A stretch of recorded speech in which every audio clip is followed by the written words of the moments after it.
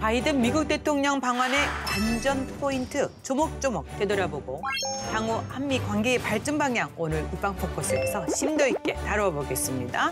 국방에 대한 모든 것 국방 포커스.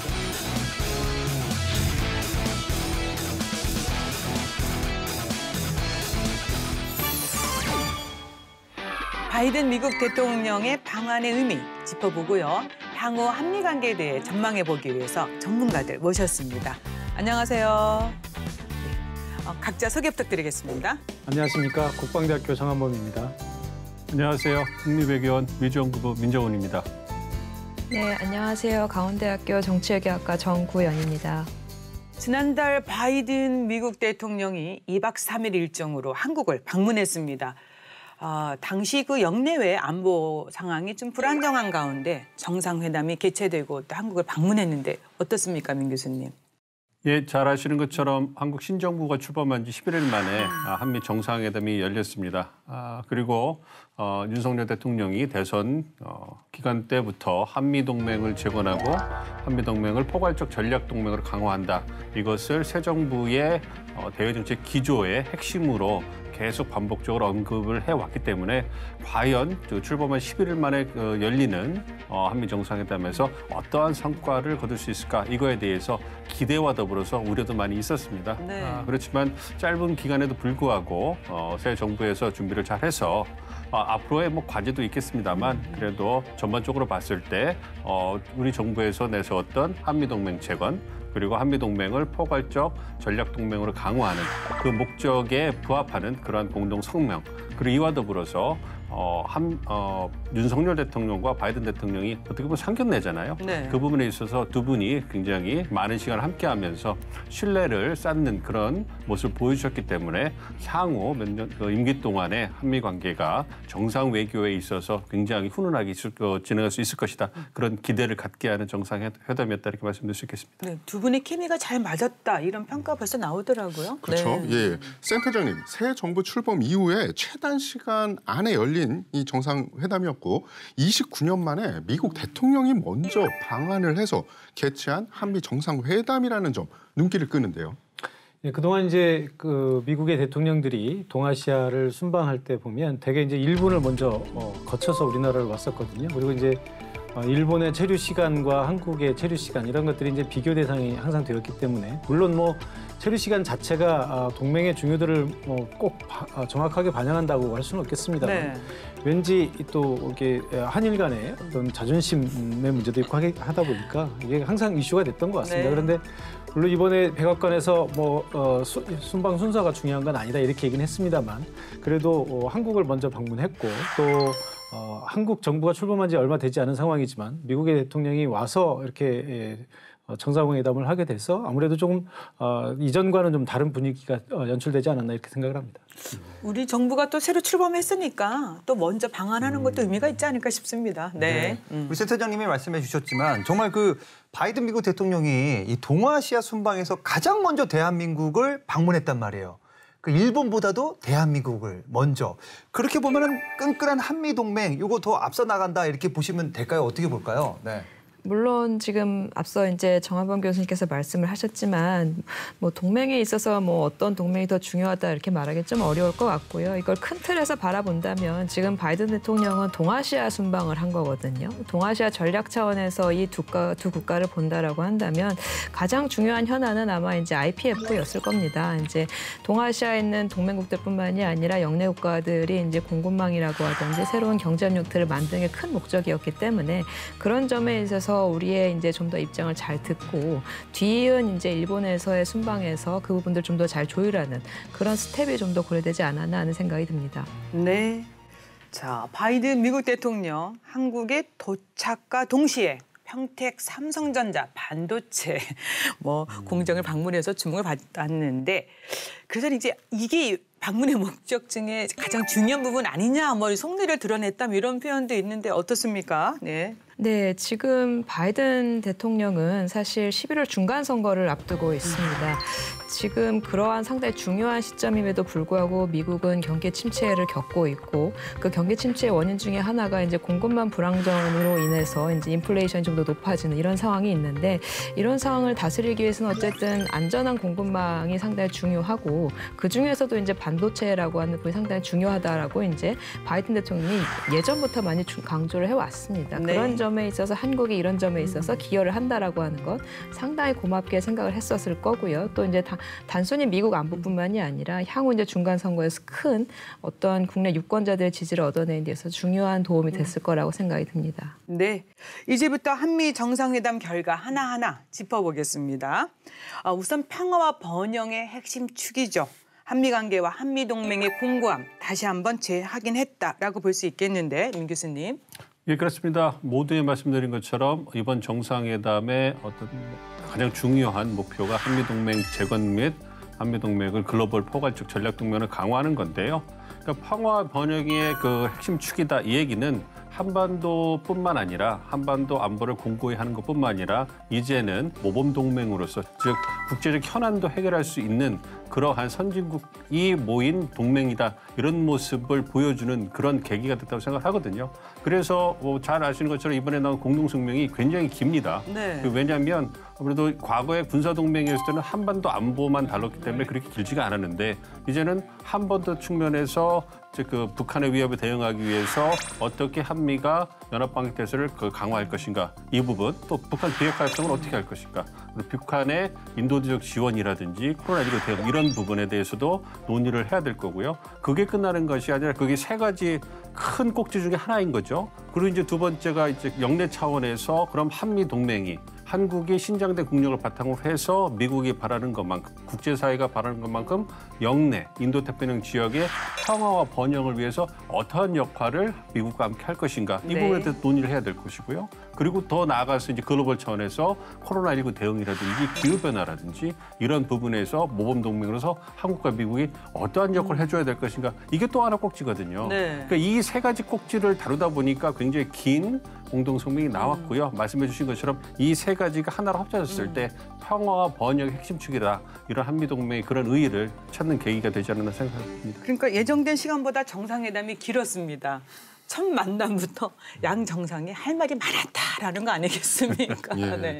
개인적으로 이번 회담에서 눈에 띄는 거 몇 가지를 찝어봤더니요. 미국이 한국에 대한 확장 억제 공약을 확인했다는 점, 그리고 한미 간 연합 방위 태세를 공고히 하는, 그러니까 제고하는 그런 점과 한반도 비핵화라는 공동 목표를 재확인하고 강조하기로 한 점 등 정말 이 눈에 띄는 대목이 많은데 센터장님 어떻습니까? 예, 말씀하신 것처럼 이번에 그 정상회담을 통해서 그동안에 이제 한미 간에 공약이 되어왔던 확장 억제라고 하는 부분에 있어서 실용력을 제고한다라고 하는 그런 측면을 강조를 했거든요. 무엇보다 이제 그동안 확장 억제 전략 협의체라고 하는 것이 한동안 이제 가동이 되지 않았었는데 이것이 다시 이제 확실하게 좀 재가동을 하자 이렇게 그러니까 얘기가 됐고요. 2018년 이후에 재가동이 이제 다시 되는 겁니다. 그렇습니다. 네. 예, 전에 없었던 것은 아니고 있었는데 잘 활용이 되지 않던 것을 이제 재가동을 하자는 것이었고요. 그다음에 이제 연합방위 태세를 확고히 한다는 측면에서 그동안 코로나 사태 또 북미 대화 이런 와중에 한미 연합훈련이 많이 좀 축소가 됐었거든요. 이 부분을 다시 정상화하자. 그래서 다시 한미 훈련을 좀 크게 다시 운영할 것으로 이렇게 좀 예상이 됐고요. 또 마지막으로 이제 확장 억제라고 하는 측면에서 보면은 사실 이제 미국의 전략 자산들이 한반도에 전개되는 이런 그런 일들이 있었는데.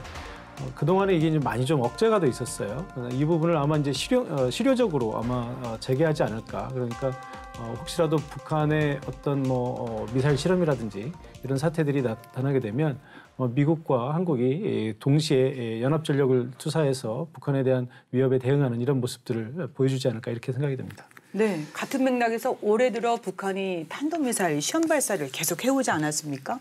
그래서 양 정상이 규탄과 또 국제 공조를 강조했습니다. 동시에 북한에게 또 대화의 문이 열려 있다라고 했는데 이건 우리가 어떻게 해석해 볼 수 있을까요, 장 교수님? 네, 사실 올해 초부터 북한에서 미사일 도발도 많았고 또 이제 이번 바이든 대통령 방한 시에 7차 핵실험이 있는 게 아니냐 이런 우려도 많았습니다. 그래서 이제 방안을 즈음해서 한반도 주변에 많은 전략 자산들이 이미 와 있었죠. 그래서 이제 대북 억제력을 과시하는 그런 모습도 보였는데 기본적으로 이제 대화의 길이 열려 있다라고 하는 것은 북한과의 외교적 해법을 가장 우선시한다라고 하는 걸 강조한다라고 보시면 될 것 같고요. 네. 그 부분은 이제 문재인 정부와도 이제 문재인 정부의 대북 정책과도 어떤 일맥상통한 부분이라고 볼 수 있고 다만 지금의 이제 대화의 끈은 북한에 이제 놓여 있기 때문에 북한이 먼저 대화에 나서라라고 하는 그런 메시지를 던진 거라고 볼 수 있겠습니다. 북한 인권 사항에 대한 우려와 함께 최근 북한이 코로나 바이러스에 지금 굉장히 심각해지고 있어요. 여기에 대해서 지원에 관한 언급도 했다라고 들었습니다. 예, 그렇습니다. 말씀해 주신 것처럼 대북 정책에 대해서 논의를 할 때 다른 두 분께서 말씀해 주신 것처럼 북한의 군사적 위협에 대한 대북 확장 억제를 강화하는 게 한 꼭지가 될 거고요. 또 이제 정병 교수님 말씀해 주신 것처럼 대북 그 비핵화 협상 이거에 대한 우리 정부, 미국 정부의 입장 이 부분이 또 한 꼭지가 되는 거고요. 나머지 한 꼭지가 그겁니다. 인도주의적 지원과 이제 그 인권 개선 이 부분인데 사실 이 부분이 가장 어려운 부분인 거죠. 왜냐하면 비핵화 협상과 마찬가지로 이 부분에 대해서 북한이 호응하지 않고 인정을 하고 있지 않은 거죠. 왜냐하면 인정한다면 북한 김정은 정권이 북한 주민들에 대해서 제대로 통치를 못하는 것을 확인하는 것이 되기 때문에 또한 그 코로나19 상황이 굉장히 심각하다고 북한에 심각하다 알려주고 있는데요. 코로나19 확산 때문에 먼저 북한이 미국에 손을 벌리는 모습을 보인다면 이것은 김정은이라는 그 최고 지도자의 통치력에 금이 가는 이러한 상징적인 조치가 될 수 있거든요. 네. 그러니까 중국이나 러시아의 어떤 도움을 청하면서도 한국이나 미국에 대해 또 도움 요청에 대해서는 반응을 하지 않고 있는 거고 그거 어쨌든 한국 정부나 미국 정부 입장에서는 인도주의적 차원에서 북한 당국이 호응을 한다면 언제든지 지원을 할 수 있다. 이런 원론적인 입장을 밝혔고 또한 제공할 때 북한이 만약 꺼림칙하다면 뭐 코백스라든지요.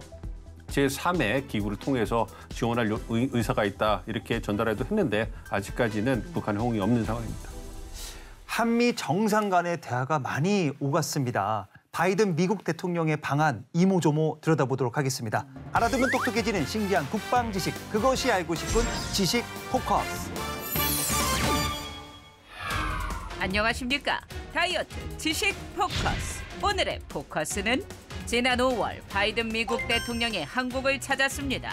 새 정부 출범 후 11일 만에 개최된 정상회담으로 역대 대통령 중 최단 기간인데요. 취임 후 아시아 순방의 첫 방문국으로 대한민국을 꼽은 바이든 미국 대통령. 2박 3일 동안 어떠한 점이 특별했는지 바이든 미국 대통령의 방한 이모저모 준비했습니다. 출발!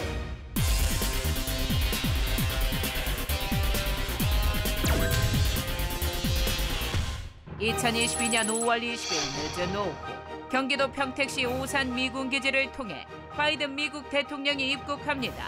그의 방한 일정 중 가장 도드라진 것은 바로 경제안보 행보인데요. 오산 미군기지에 도착하자마자 세계 최대 규모인 삼성전자 평택 캠퍼스로 직행한 바이든 대통령. 미국 현직 대통령으로선 최초로 한국 내 반도체 공장을 찾았습니다. 평택 반도체 공장에 미리 도착해 바이든 대통령을 맞이한 윤석열 대통령. 양국 정상은 화기애애한 분위기 속에서 20여 초간 악수를 하며 첫인사를 나눴습니다. 바이든 대통령은 윤석열 대통령과 반도체 공장을 시찰하며 첫 식순으로 방명록이 아닌 반도체 재료인 3나노 웨이퍼에 사인했는데요. 이로써 반도체 동맹으로서의 한미 관계를 상징적으로 보여줬습니다. 방한 이틀째인 5월 21일 용산 대통령실 청사에서 드디어 한미 정상회담이 열립니다. 바이든 대통령은 용산 대통령 집무실에 방문한 첫 외빈이기도 한데요. 110여 분간 진행된 한미 정상회담. 여기서 양국은 한미 동맹 강화와 북한에 대한 대응책 조율 등 포괄적 전략 동맹으로 진화하기 위한 방안을 논의했습니다. 이후 국립중앙박물관에서 열린 환영 만찬. 만찬 전 바이든 대통령은 윤석열 대통령 부부와 함께 경천사지 10층 석탑 등 한국 문화재를 감상했습니다. 또한 두 정상은 한미동맹과 우호를 다지는 건배사도 나눴는데요. 방한 마지막 날인 5월 22일 오전, 바이든 미국 대통령은 숙소였던 서울의 한 호텔에서 정의선 현대차 그룹 회장과 환담을 나눈 뒤 공동 기자회견에 나섰습니다. 분주한 일정에도 불구하고 한국 측 기업 회장과 별도로 회동해 국내외 이목이 집중됐는데요. 마지막 일정으로는 윤 대통령과 함께 한국 항공우주작전본부를 방문해 한미 장병들을 격려하며 굳건한 한미 연합방위 태세를 다시금 확인했습니다. 양국 정상은 마지막 날 선물을 주고받았는데요. 윤석열 대통령은 바이든 대통령에게 나비 국화 당초 서한을, 바이든 대통령은 그의 트레이드마크로 꼽히는 조종사 선글라스와 해리 트루먼 전 미국 대통령이 재임 시절 탁상에 비치했던 것과 동일한 탁상 명패를 선물했습니다. 명패에 쓰여있는 The Buck Stops Here는 윤 대통령이 과거 한 프로그램에서 언급했던 문구로 그야말로 깜짝 선물이 됐는데요. 사흘간의 방한 일정을 모두 마친 바이든 미국 대통령. 이를 통해 한미 관계는 공급망 첨단 기술을 공유하는 경제안보 동맹과 북한 위협에 대응하는 군사안보 동맹을 아우르는 글로벌 포괄적 전략 동맹으로 강화됐습니다. 뿐만 아니라 양국 기업 간 협력을 통해 상호 번영의 초석을 다지는 계기가 되길 기대해 봅니다. 네, 이제 21세기 도전에 대응하기 위해서 한미 공동의 노력과 어떤 약속이 있었는지 살펴보겠습니다. 우선 전략적 경제기술 파트너십을 강조했는데 민 교수님. 네. 대통령실에서 한미 정상회담을 앞두고 브리핑을 했어요. 했을 때 어떤 얘기가 나왔냐면 과거에 군사동맹으로 한미 동맹이 시작됐는데 이제 한국이 신장된 국력 그리고 급변하는 국제 환경의 변화를 고려해서 동맹이 진화하는 거죠. 그래서 과거에 한미 FTA 같은 경제 동맹으로도 진화가 됐고 이제는 기술 동맹으로 진화할 차례다. 뭐 이런 얘기를 했습니다. 그러니까 이러한 동맹이 군사 동맹에서 이제 그 말씀드린 것처럼 포괄적 전략 동맹으로 진화를 하는 건데요. 전략적, 즉 필요한 국가 간에 필요한 이해관계가 부합한다면 동맹 수준까지 양국의 협력을 끌어올릴 수 있다. 이걸 얘기하는 것이거든요. 네. 그래서 이제 한국이 가진 첨단 기술 역량 그리고 미국도 중시하는 미래성장 동력이라 하는 기술 분야에서의 협력 그것에 있어서 양국 간의 이해관계와 역량이 딱 부합하기 때문에 그럼 이제 한국과 미국의 한미 동맹을 포괄적 전략 동맹 그리고 그 중심에 경제 동맹, 첨단 기술 동맹으로 끌어올리자 이 얘기가 나오는 거고요. 그 최전선에 잘 아시는 것처럼 반도체 그리고 그것이 왜 바이든 대통령이 삼성 평택 캠퍼스를 맨 처음에 방문했는가 이걸 잘 보여주는 상징적인 계기다 말씀드릴 수 있겠습니다. 네, 그야말로 한미동맹이 튼튼한 경제안보, 기술 동맹으로 강화되고 있습니다. 그래서요, 정 교수님, 이번 회담에서 특징적인 것이 이제 경제, 에너지, 안보 협력을 발전시켜 나가겠다 합의를 했습니다. 구체적으로 경제안보 대화 출범을 언급했는데 이게 얼마나 실천할 수 있을지 이런 벌써 궁금해하시는 분들이 많이 계시는데 어떻게 보실까요? 네, 실천에 대한 부분은 이제 조금 더 지켜봐야 될 거고요. 일단은 이번 회담을 통해서 드러난 것이 경제가 얼마나 중요한 것인가 하는 부분이었는데 아까 우리 민정훈 교수님께서 쭉 잘 설명을 해주셨어요. 군사 동맹에서부터 시작해서 이제는 생존을 위해서 단순히 군사력에만 의존하는 것이 아니라 경제가 더 중요하다. 뭐 이제 어떻게 보면 시대의 변화를 반영했다고 볼 수 있겠는데요. 일어날 가능성의 측면에서는 오히려 군사적인 전쟁보다는 경제적인 문제나 이런 것들이 더 확률이 많이 높아졌다는 거죠. 과거에 뭐 냉전 시대의 소련의 위협이라고 하는 것은 대개 군사적인 위협에 국한됐었거든요. 그런데 지금 미국이 우려하고 있는 중국의 부상이라고 하는 것은 당연히 군사적인 부분도 포함되겠지만 그보다는 경제적인 패권을 위협하고 있다라고 하는데 더 초점이 있고요.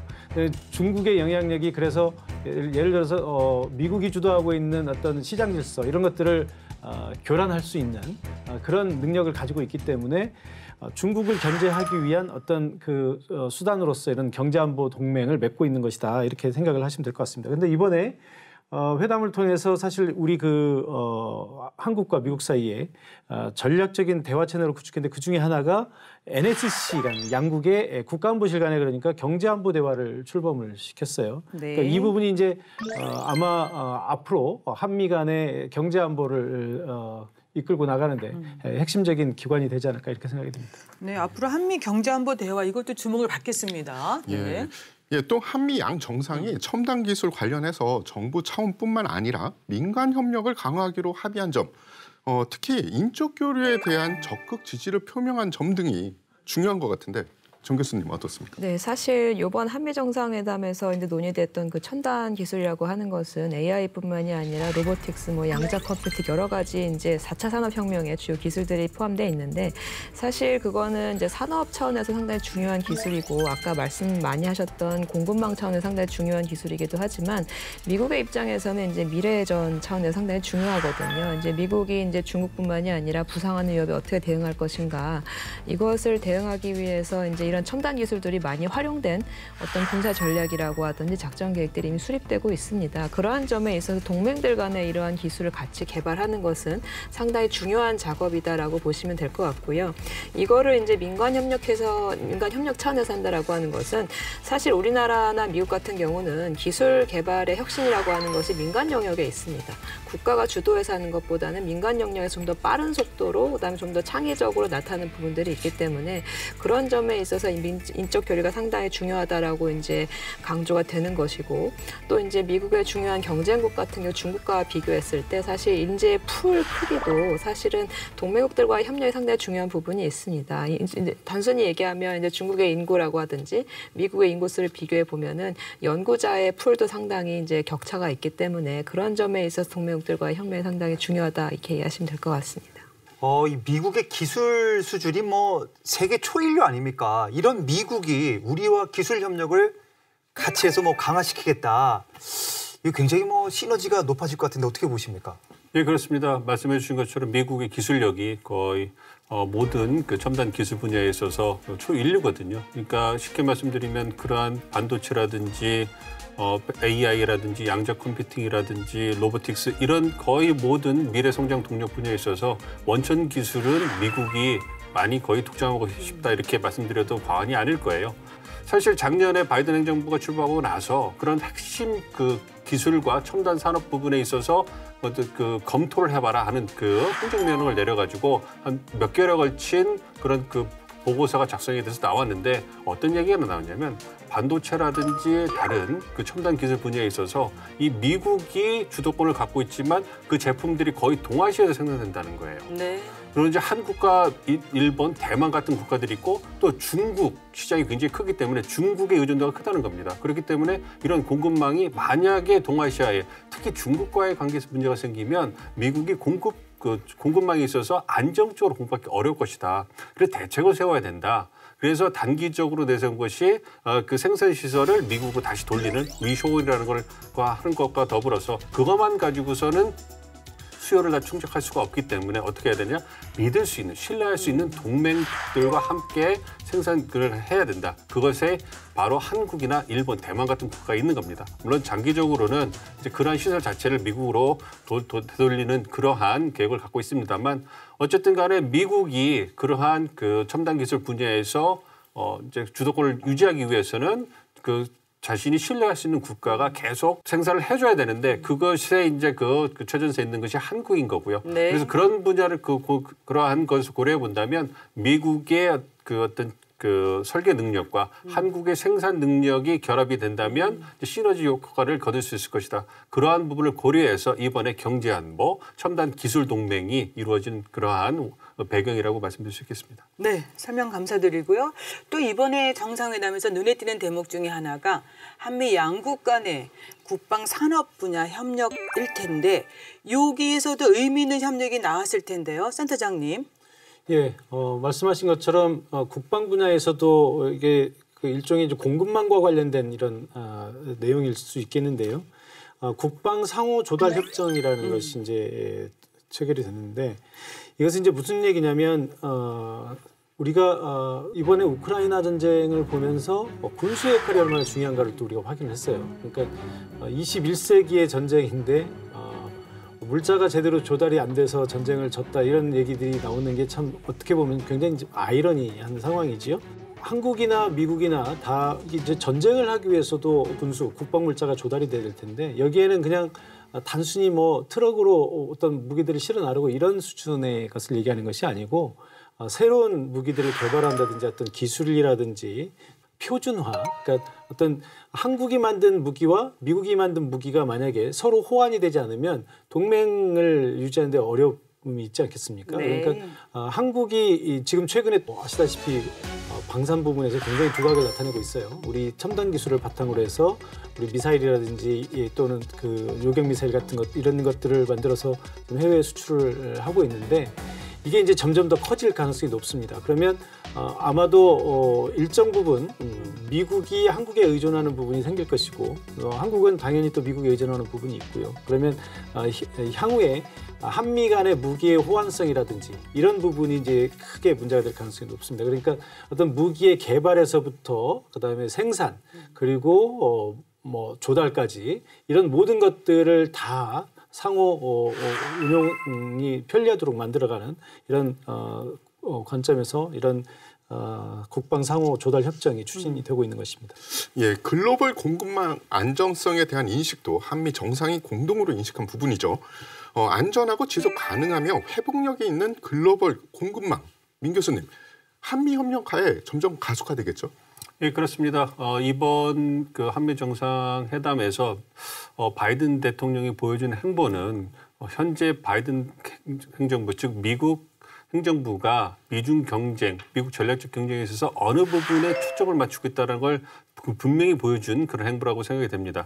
특히 이제 말씀하신 반도체라든지 대용량 배터리라든지 AI라든지 이런 부분에서 미중 간의 격차가 좁혀지고 있기 때문에 이 부분에 있어서 미국이 굉장히 위기감을 느끼는 것이죠. 그래서 미국이 갖고 있는 대중국 기술 패권 전쟁의 목표는 뭐냐면 그냥 중국이 쫓아오는 것을 지연시키는 거예요. 그러니까 반도체라든지 다른 분야 같은 첨단 기술이기 때문에 중국의 성장을 추격을 한동안 지연시킬 수 있다면 네. 한두 세대 정도로 반도체 분야에 있어서의 어떤 그 초격차를 유지한다면 사실 그거는 극복할 수 없는 차이다. 굳이 중국을 시장에서 퇴출시키지 않아도 미국이 충분히 경쟁력을 유지할 수 있다. 이런 판단을 하고 있기 때문에 미국 주도로 공급망, 그런 첨단 기술 부품을 안정적으로 수급을 받기 위해서 믿을 수 있는 동맹 파트너들과 함께한다면 공급망 재편, IPEF 이러한 부분에 현재 출범 2년째 바이든 행정부가 굉장히 중점적으로 추진하고 있고 그 부분이 한동안은 계속 강화되어야 되지 않을까 이렇게 예상을 하고 있습니다. 네. 네. 이 핵심 기술 관련해서 기술이 유출되면 안 되지 않습니까?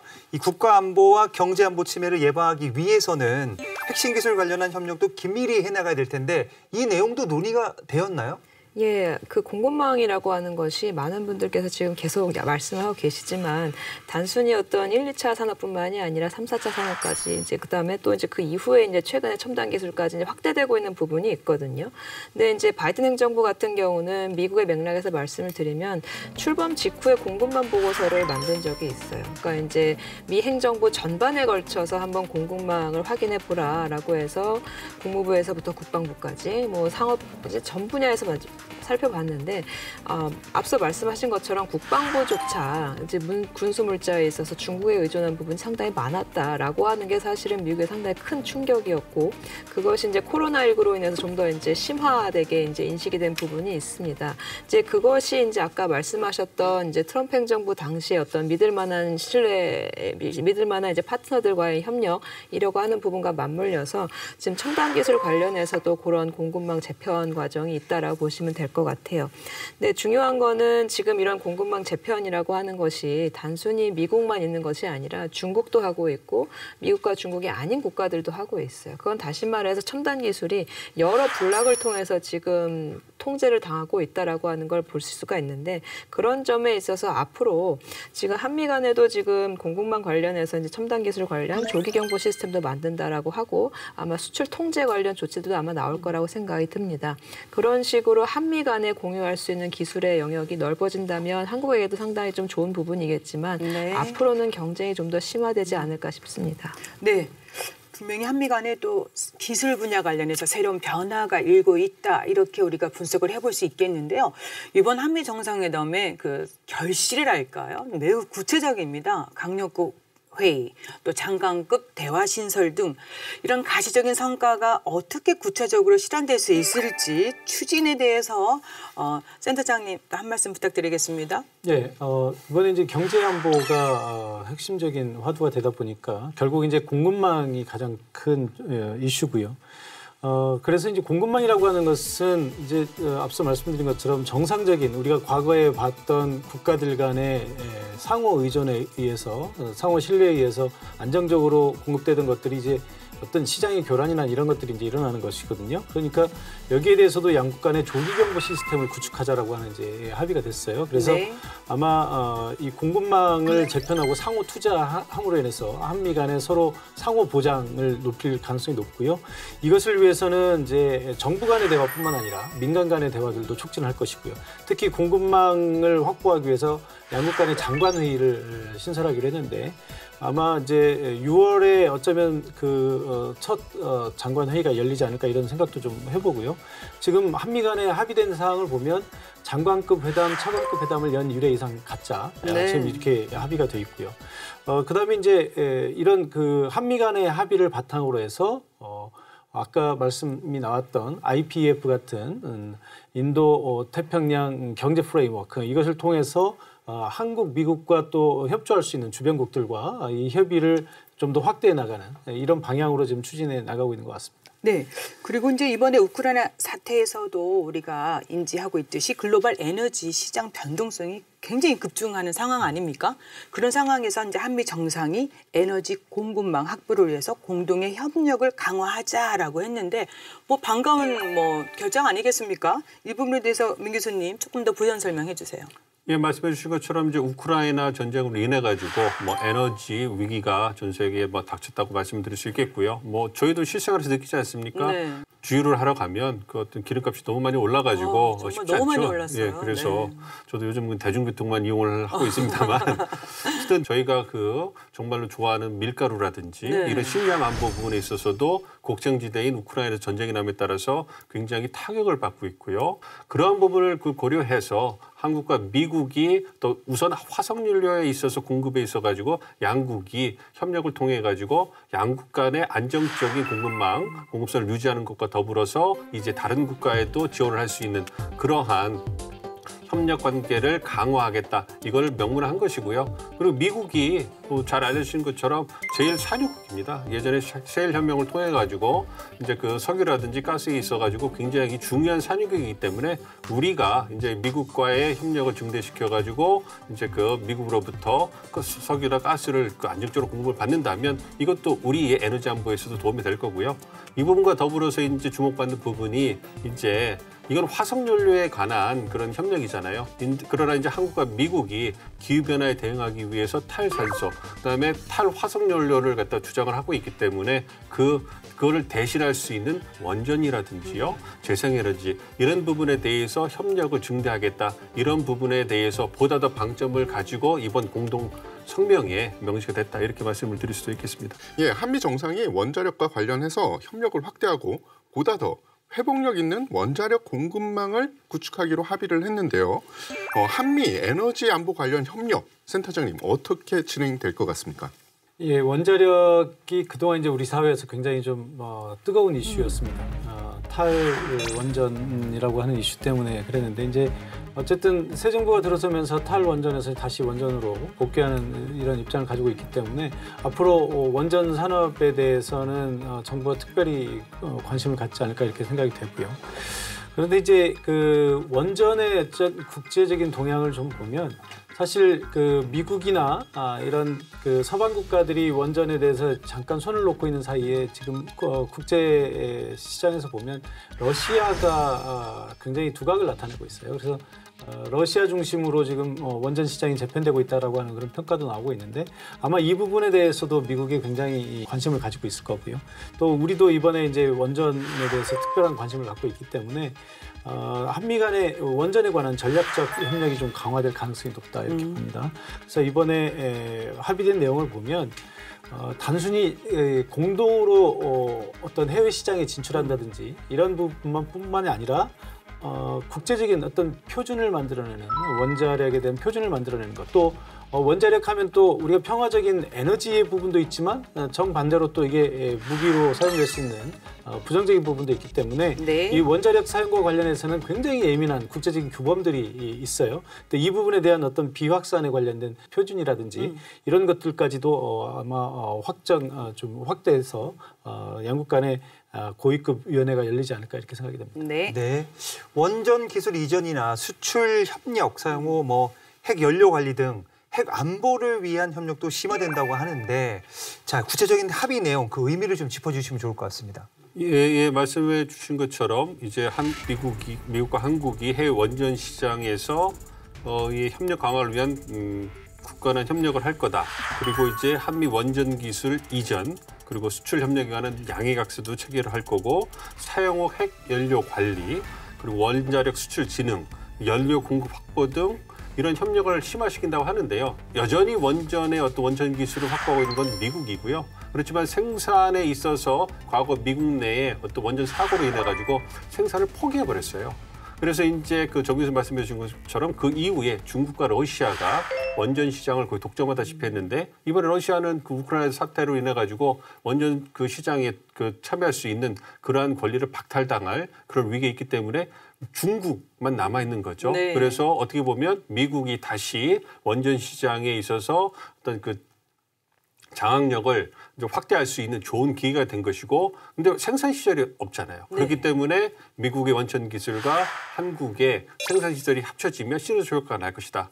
그걸 위해서 한국과 함께 하자고 그러는데 우리 입장에서는 좋은 기회긴 하지만 여태껏 우리에게 장벽으로 왔던 미국이 주도해서 우리가 그 원전 시장에 진출해서 장벽이 됐던 이러한 규제들을 갖다 풀어주는 외교적 노력을 할 수 있는 계기가 됐다는 거죠. 그러니까 네. 이제 미국을 등에 업고 우리 원전 사업도 이제 다른 그 세계 시장에 나갈 때 말씀해 주신 이런 분야에서의 한미 협력을 통해 가지고 이제 그런 어려운 기술적 문제들을 외교적으로 풀 수 있는 그런 중요한 계기가 마련됐다. 이 부분에서 굉장히 큰 의미가 있다 이렇게 말씀드릴 수 있겠습니다. 네, 이거 굉장히 반가운 소식입니다.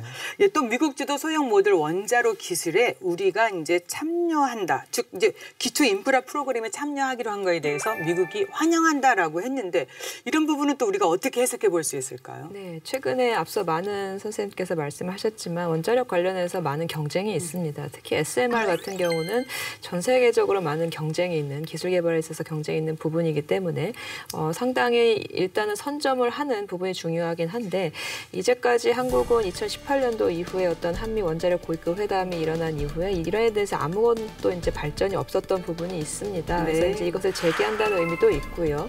또한 이제 이 원자료 부분에 있어서 우리 국내 기업들이 투자한 부분도 있었는데 예를 들어서 SK라고 하든지 두산이라고 하든지 이런 대기업들이 이미 투자한 부분을 이제 좀 더 결실을 맺는 단계라고 이해하시면 될 것 같습니다. 네. 또 이제 시장 진출이라고 하는 부분도 있지만 앞서 교수님께서 말씀하셨지만 이 원자로를 어떻게 운영할 것이냐 이거는 원자력 안전의 부분에 관한 것이거든요. 이 부분에 있어서의 규범을 만들어가고 또 그것을 이제 세계에 이제 적용시키는 이런 제도의 이제 측면에서도 이해할 수 있을 것 같습니다. 네.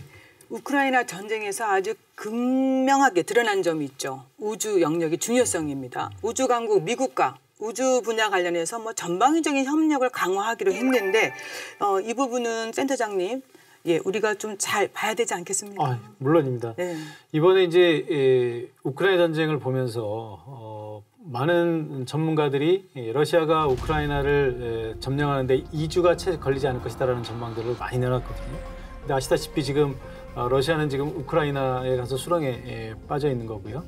그 여러 가지 이유들이 있겠습니다만 그 중에 하나가 사실은 우크라이나전의 어떤 정보전 이런 부분에서 좀 그 영향을 받은 것이 있습니다. 네.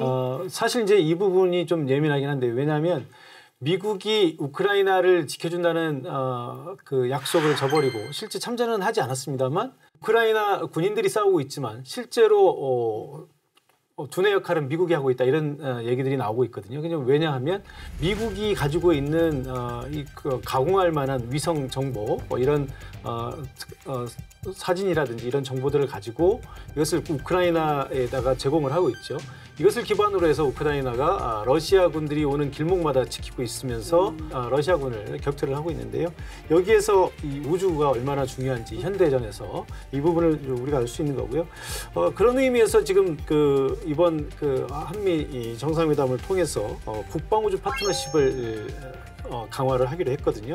그동안 이제 우리가 2018년부터 이 우주의 중요성을 깨닫고 국제 우주 연습, 글로벌 센티넬이라고 하는 이런 우주 연습에 참여를 하고 있는데 이제 여기에 더 나가서 국방 우주를 위한 한미 간의 연습 이런 것들을 더 강화해 나가기로 이렇게 합의가 됐습니다. 네. 그래서 이제 이 분야에 민간 전문 양성에 좀 도움을 좀 받아야 될 것 같아요. 교류도 좀 강화하고. 네. 예. 우주 산업 협력과 국방 우주 파트너십을 강화를 한다는 이 말이 사실은 반영하는 게 굉장히 크죠. 왜냐, 미국은 첨단 우주 기술을 가지고 있지 않습니까? 근데 센터장님, 우리 입장에서는 어떻게 보면 약간 후발주자겠죠. 그래서 우리가 얻게 될 게 굉장히 많을 것 같은데요. 물론 그렇습니다. 아시다시피 우리가 이제 많은 산업 분야에서 선진국들을 다 따라잡았지만 여전히 우리가 이제 격차를 보이고 있는 부분들이 있어요. 이제 첨단 산업에서 그 중에 하나가 이제 바로 이 우주 기술입니다. 우주 기술은 현재 미국이 가지고 있는 기술과 다른 나라들의 격차가 워낙에 크기 때문에 네. 그것을 단기간에 따라잡기가 쉽지 않고요. 앞서서 말씀드린 것처럼 현대전, 미래전은 우주를 중심으로 우주를 기반으로 한 정보전뿐만 아니라 우주에서 직접적으로 들어오는 위협이 있어요. 그리고 또 지상에서 우주를 경유해서 올 수 있는 군사적인 위협들 이런 것들이 지금 이제 총동원되고 있는 시대이기 때문에 만약에 여기서 우리가 조금이라도 뒤처지게 된다면 앞으로 굉장히 많은 격차를 보일 수밖에 없는 이런 위험이 있거든요. 그래서 빨리 여기를 쫓아가야 되고요. 그러기 위해서는 미국과의 협력이 굉장히 중요한데 특히 이번에 이제 한미 간의 우주 정책 대화를 신설을 하기로 했고요. 그다음에 이제 민간에서도 한미 민간 우주 대화를 계속적으로 이제 정례화함으로 인해서 한미 간의 어떤 기술 협력 이런 것들도 강화해 나갈 것이고요. 작년 5월이었죠. 한미 정상회담에서 우리가 이제 아르테미스 프로그램이라고 달 탐사 네. 프로그램에 우리가 참여를 하기로 했는데 이제 그것뿐만이 아니라 우리 정부가 독자적으로 추진하고 있는 달 착륙선 사업 이런 것들도 있는데 여기도 이제 같이 참여를 하게 되고요. 또 우리 이 한국형 위성 항법 시스템이라고 하는 KPS에도 미국과 협력이 이루어질 것으로 이렇게 예상이 됩니다. 네. 한미 자유무역 협정이 올해 10주년을 맞았습니다. 그만큼 한미 간의 경제 협력이 중요한데 이런 내용이 있어요. 금융 안정성 증진을 위해 외환 시장 동향에 관해 긴밀히 협의해 나가겠다 했는데 필요할 때는 환율 안정을 위해서 달러도 좀 원화로 교환해주고 협력이 잘 이루어진 거다라고 보면 될까요? 어떻습니까? 좀 지켜봐야 될 것 같습니다. 현재 전 세계의 외환 시장이 굉장히 변동이 심합니다. 잘 아시는 것처럼 코로나19 사태로 인해 가지고 각국이 실물 경제 안정을 위해서 소비가 위축되기 때문에 그러한 소비된 위축된 소비 그리고 가계 경제의 건전성을 위해 가지고 돈을 많이 풀었어요. 전 세계적으로. 이제 그렇게 풀다 보니까 문제가 되는 게 뭐냐면 인플레이션이에요. 돈이 시중에 많이 풀리니까 아무래도 돈의 가치가 떨어지겠죠. 그렇기 때문에 이제 그 미국 연방준비위원회에서 계속 공격적으로 긴축 재정을 필 것이다. 이런 얘기까지 하고 있기 때문에 이렇기 때문에 미국에서 돈줄을 조이다 보니까 어떤 일이 벌어지냐면 한국이나 다른 그 세계 국가들에서 이제 그 달러의 가치가 높아지는 거죠. 그러다 보니까 말씀해 주신 것처럼 한화 대 그 달러의 원화 대 달러의 어떤 비율이 굉장히 좀 벌어지기 시작해서 지금 저희가 뭐 1,300원까지 육박하는 그런 상황이 발생하고 있거든요. 네. 그러니까 그것이 이제 수출 지향적인 경제를 갖고 있는 한국 입장에서는 그 바람직하거나 좀 좋은 건 아니기 때문에 그래서 과거 우리가 한미 그 통화 수합하라는 걸 갖고 있었어요. 그래서 그 어떤 한쪽의 외화가 부족할 때 다른 쪽에서 좀 보충해주는 자동적으로 보충해 이런 시스템이 있었는데 그게 종료가 됐습니다. 그래서 그 부분을 다시 체결하는 거 아니냐 이것에 대한 기대가 나온 것이 이제 아까 앵커께서 말씀해주신 그런 부분이고요. 근데 그 부분에 대해서는 그 결정은 안 났고요. 왜냐하면 이거는 정부가 결정한 것이 아니라 한국은행과 이제 연방준비위원회 민간 영역에서 결정할 부분이기 때문에 네. 그 부분을 지켜보겠다.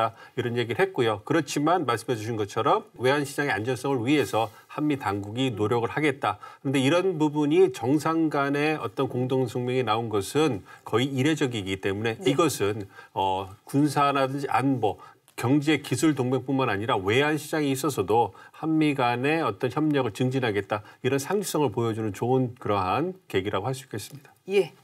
이제 안보 위협이 특정 지역에 국한하지 않습니다. 범세계화되는 추세인데요. 그래서 이제 글로벌 도전 과제에 대해서 대한민국이 글로벌 중추 국가가 이제 되어야 한다라고 적극적으로 미국에 제시를 했는데 이거에 대해서 주요 내용 좀 몇 개 소개해 주시고요. 미국의 반응은 어땠는지요? 네, 이번 윤석열 정부가 출범하면서 사실 글로벌 중추국가라고 하는 외교 비전을 제시한 바가 있습니다. 이것의 배경을 잠깐 설명드리면 지난 문재인 정부 때 저희의 이제 외교적인 우선순위는 북한 문제 해결에 있었기 때문에 상대적으로 이제 인도태평양 지역에서 이제 발생한 어떤 세력 재편이라고 하든지 새로운 제도 구축 과정에 상당히 참여를 못한 부분이 있습니다. 그래서 이제 그런 점에 있어서 한국의 지역 내 역할이 줄어드는 게 아니냐라고 하는 우려에서 지금 윤석열 정부 같은 경우는 글로벌 중추국가다라고 하는 비전을 제시한 것 같습니다. 네. 그런 점에 있어서 이제 영내에서의 우려를 갖고 있는 글로벌 이슈들, 예를 들어서 여기 나와 있는 기후 변화라고 하든지 감염병 문제라고 하든지 혹은 이제 앞서 한참 논의했던 이제 IPF라고 하든지 이런 부분에 좀 더 적극적인 목소리를 내겠다라고 하는 얘기를 한 적이 있고요. 또 이제 쿼드 워킹 그룹도 상당히 관심을 보이는 모습을 보이고 있습니다. 근데 미국 같은 경우는 이런 한국의 역할이 제고되는 거에 대해 상당히 환영을 하는 입장이고요. 네. 또한 지금의 이제 미일 동맹이나 혹은 이제 쿼드 국가들이 하고 있는 영역뿐만이 아니라 이외에서 부족한 부분도 한국이 좀 더 채워주기를 바라는 부분이 있습니다. 다만 이제 쿼드 협력과 관련해서는 지금 당장 한국의 가입은 어렵지만 한국이 좀 더 이 영내에서 역할을 제고하고 혹은 이제 좀 더 잘할 수 있는 부분이 많아진다면 다른 형태로도 이제 협력이 가능하다라고 하는 입장을 보이고 있어서 네. 아직은 좀 더 두고 봐야 되는 부분이 있는 것 같습니다. 예. 이 사이버 공간의 안정성 역시 관심입니다. 이 사이버 범죄 예방 등 한미 간 협력을 지속해서 심화시켜 나갈 것을 합의를 했다고 들었습니다. 맞습니까? 아시다시피 이번에 러시아가 우크라이나를 침공할 때도 침공 직전에 사이버 공격이 먼저 이루어졌던 걸로 이렇게 알려져 있고요. 현재 사회에서 이 사이버 인터넷 환경이 얼마나 중요한지는 뭐 제가 굳이 말씀드리지 않아도 다 알지 않겠습니까? 그래서 최근에 이슈가 되고 있는 국제적으로 이슈가 되고 있는 여러 가지 문제들이 예를 들어서 사이버 적대 세력이라든지 또는 어떤 적대국에 대한 핵심 기반 시설의 사이버 공격, 그다음에 이제 민간에서도 일어날 수 있는 사이버 범죄 같은 것들, 또 자금 세탁, 또 최근에 너무나 핫한 이 가상화폐를 둘러싼 기술들, 또 관련돼서 블록체인 애플리케이션이라든지 이런 모든 것들이 다 사이버 환경 아니겠습니까? 이런 현대 사회에서는 이런 부분에 하나만이라도 문제가 생기면 굉장히 큰 사회 혼란이 올 수 있기 때문에 네. 인터넷 환경, 이 사이버 부분에 있어서 협력도 굉장히 중요하게 여겨지고 있는데요.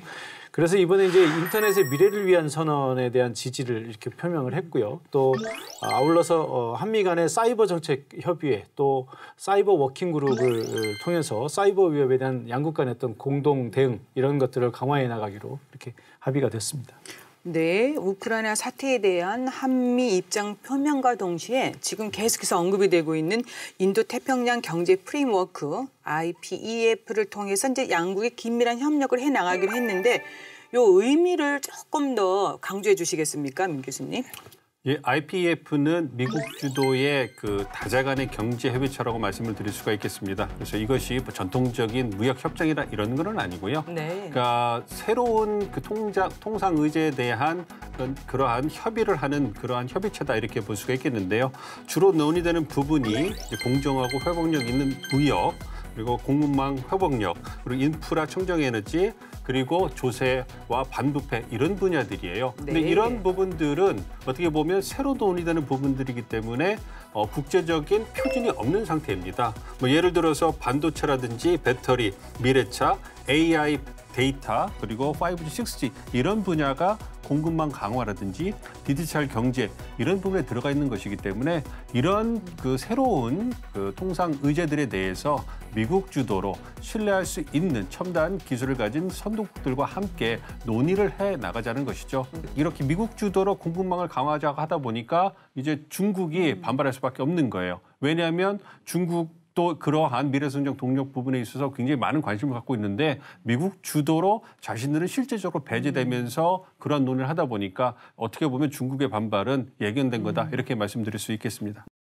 네, 이번 바이든 대통령의 방한 그리고 한미 정상회담 이후에 합의 사항이 잘 추진돼서 한미 관계가 또 한미 동맹이 한층 더 업그레이드되는 계기가 되었으면 하고요.